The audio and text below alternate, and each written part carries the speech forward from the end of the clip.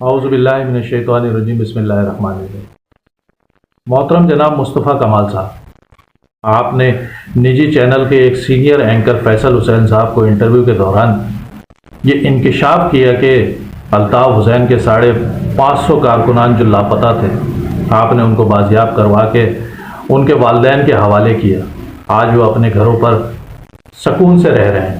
تو محترم جناب مصطفیٰ کمال صاحب، آپ کے اس سوال کے جواب میں کئی سوالات نے جنم دیے۔ سب سے پہلے تو جن 550 کارکنان کو جو بقول آپ کے الطاف حسین صاحب کے کارکنان تھے، آپ نے ان کو بازیاب کروایا، تو عوام یہ پوچھنے میں حق بجانب ہے کہ وہ 550 جو کارکنان تھے کیا وہ بے گناہ تھے؟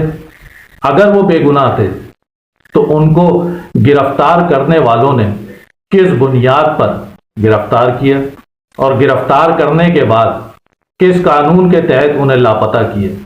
اور اگر وہ گناہگار تھے، مجرم تھے، ٹارگٹ کلر تھے، دہشت گرد تھے، را کے ایجنٹ تھے، تو پھر یہ بھی سوال اٹھتا ہے کہ کس قانون کے تحت ان مجرمان کو آپ کے حوالے کیا گیا؟ کیا اس ملک میں عدالتیں موجود نہیں ہیں؟ آپ سے گفتگو اور بات چیت کس کنڈیشن کے تحت کی گئی جس کے مطابق بقول آپ کے کہ الطاف حسین صاحب کے 550 کارکنان کو آپ کے حوالے کر دیا گیا؟ جو لوگ مقدمات میں مطلوب تھے، اگر وہ گرفتار تھے تو کیا وجہ ہے کہ انہیں آپ کے حوالے کیا جا رہا ہے؟ کس قانون کے تحت آپ کے حوالے کیا جا رہا ہے؟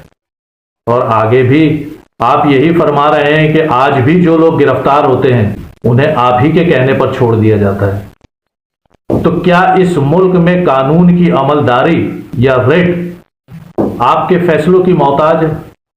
اور اگر ہے تو آپ کس حیثیت کے تحت ان کو بازیاب کرواتے ہیں، ان کو رہا کرواتے ہیں؟ اگر وہ بے گناہ تھے تو کوئی قانون ان کو گرفتار کرنے کی اجازت نہیں دیتا، اور اگر گناہگار تھے تو کوئی قانون انہیں چھوڑنے کی اجازت نہیں دیتا۔ بات چیت، گفتگو، یہ تو فیس سیونگ ہے۔ کیا ان کے والدین، ان کے گھر والے، ان کی فیملی فریاد نہیں کرتے، دعائیاں نہیں دیتے، منتیں نہیں کرتے؟ جو لوگ ان کو گرفتار کرتے ہیں ان کے آگے جھولیاں نہیں پھیلاتے؟ لیکن کیا وجہ ہے کہ صرف آپ کی گفتگو اور بات کرنے سے وہ رہا ہو جاتے ہیں؟ اس سوال کا جواب یقیناً کراچی کے لوگ آپ سے جاننا چاہتے ہیں۔